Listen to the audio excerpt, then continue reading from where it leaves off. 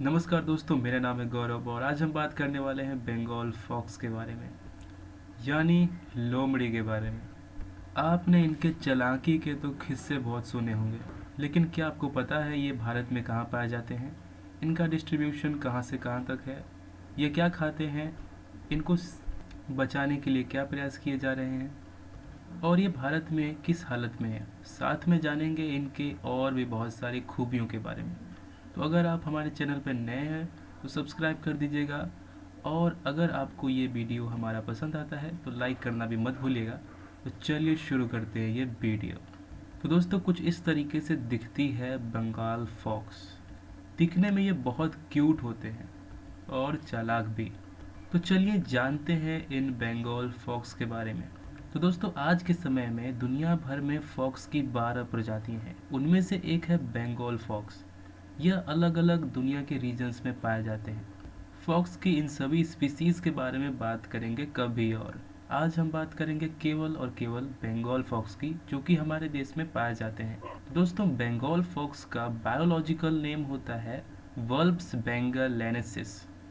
इन्हें Indian fox के नाम से जाना जाता है। ये मुख्य रूप से भारतीय उपमहाद्वीप में पाए जाते हैं। ये भारत में हिमालय से लेकर और नेपाल के तराई इलाकों से लेकर पूरे साउथ इंडिया में पाए जाते हैं। Bengal fox south east Pakistan से ईस्टर्न इंडिया और यहाँ से साउथ ईस्टर्न बांग्लादेश तक पाए जाते हैं। और दोस्तों, ये होती हैं भूरे कलर की। इनके पूंछ बालदार होते हैं, इनके कान लंबे होते हैं और इनकी सुनने की शक्ति बहुत ज़्यादा होती है। साथ में ही इनकी आंखें काफ़ी बड़ी होती हैं। और दोस्तों, देखने में बंगाल फॉक्स रेड फॉक्स से ज़्यादा सुंदर लगती है। ये देख सकते हो, ये है रेड फॉक्स और इनसे ज़्यादा क्यूट लगते हैं बंगाल फॉक्स। इनकी सिर से पूंछ तक की लंबाई 18 इंच की होती है, जिसमें अकेले इनकी पूंछ की लंबाई 10 इंच होती है। अगर हम इनके वेट की बात करें तो इनका वेट मुश्किल से 2 से 4 किलो के बीच में होता है। साइज में बंगाल फॉक्स कुत्ते से भी छोटी होती हैं। बंगाल फॉक्स कैनाइड फैमिली से बिलोंग करते हैं, यानी कुत्ते जैसे दिखने वाले जानवरों की फैमिली से। तो चलिए अब बात कर लेते हैं बंगाल फॉक्स के डिस्ट्रीब्यूशन और हैबिटाट के बारे में। बंगाल फॉक्स पूरे इंडियन सब कॉन्टिनेंट में पाए जाते हैं, यानी पूरे भारतीय उपमहाद्वीप में पाए जाते हैं। हिमालय के फुट हिल्स से लेकर नेपाल के तराई इलाकों तक और भारत के साउथ रीजन तक फैले हुए हैं। लेकिन ये भारत के वेस्टर्न और ईस्टर्न घाट्स में अभी तक नहीं देखे गए हैं, यानी यहाँ पर ये बहुत रेयर होते हैं। बंगाल फॉक्स पाकिस्तान में भी पाए जाते हैं और साथ में साउथ ईस्ट बांग्लादेश में भी। लेकिन अभी तक अफगानिस्तान और ईरान और भारत के वेस्टर्न घाट में नहीं देखे गए हैं। बंगाल फॉक्स मुख्य रूप से ग्रास लैंड्स में रहना पसंद करते हैं, यानी वो घने जंगलों में नहीं पाए जाते हैं। वो ज़्यादातर खुले इलाकों में पाए जाते हैं जहाँ पेड़ पौधे बहुत कम होते हैं।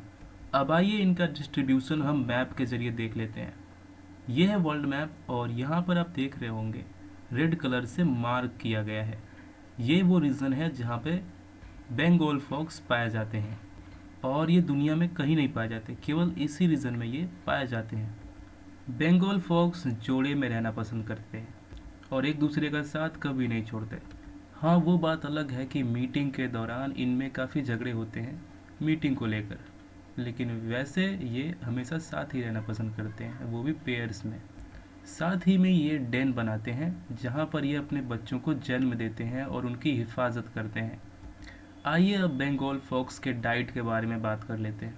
बंगाल फॉक्स ओमनिवोरस होते हैं और साथ ही मौका फरस्त होते हैं, यानी मौका मिलने पर ये कुछ भी खा लेते हैं। लेकिन ये आमतौर पर इंसेक्ट्स, मैमल्स और रेप्टाइल्स का शिकार करते हैं।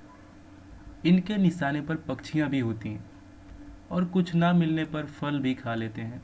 स्नैक्स के तौर पर ये खाते हैं ग्रॉस हॉपर्स यानी टिड्डे, टर्माइट्स, एंट्स, बीटल्स, स्पाइडर्स और छोटे मोटे कीड़े भी।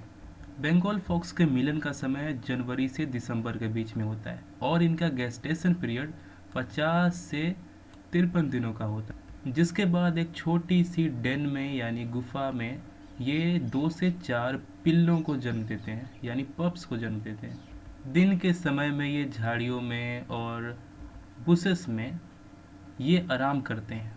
शिकार करने का काम ये रात को करते हैं। भारत में आप इन्हें जिन नेशनल पार्क्स में देख सकते हैं उनमें से है desert national park Rajasthan, Velavadar black buck national park, Kutch bustard sanctuary, Narayan Sarovar sanctuary Gujarat में, सोलापुर बस्टर्ड सेंचुरी महाराष्ट्र में, Rollapadu wildlife sanctuary Andhra Pradesh में, और बचे कुचे और भी जो प्रोटेक्टेड एरियाज़ हैं वहाँ पर आप उन्हें देख सकते हैं। आइए अब इनके ऊपर बढ़ते हुए खतरे के बारे में बात करते हैं। आज के समय में बंगाल फॉक्स की पॉपुलेशन तेज़ी से कम होती जा रही है। भारत में इनकी संख्या लगातार कम हो रही है। वेस्टर्न और ईस्टर्न घाट में तो ये पहले ही गायब हो चुके हैं, लेकिन आज ये जहाँ भी बचे हुए हैं इनके सबसे बड़े दुश्मन हैं इंसान और इंसानों के काम। इंसान धीरे धीरे इनकी रहने के जगहों को यानी ग्रासलैंड्स को अपने खेत बनाते जा रहे हैं।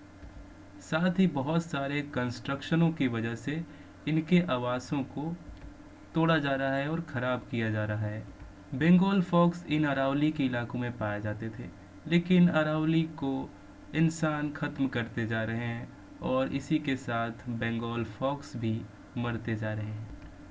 आज अरावली को काटा जा रहा है और उन पे निर्माण किया जा रहा है।